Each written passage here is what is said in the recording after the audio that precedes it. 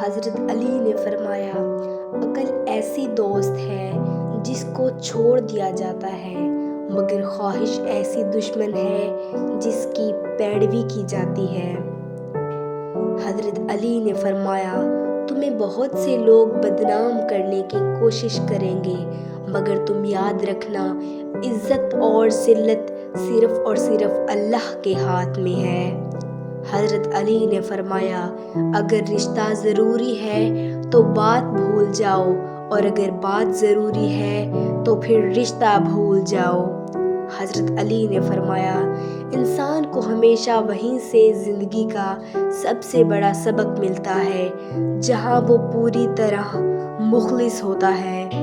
حضرت علی نے فرمایا، اتنے خشک نہ بنو کہ توڑ دیے جاؤ، اور اتنے نرم بھی نہ بنو کہ نچوڑ دیے جاؤ۔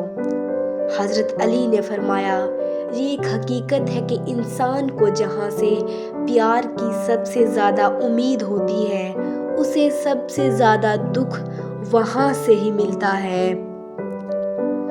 حضرت علی نے فرمایا، دھوکہ، فریب اور گناہ کی سزا اسی زمین پر بھگتنی ہوگی۔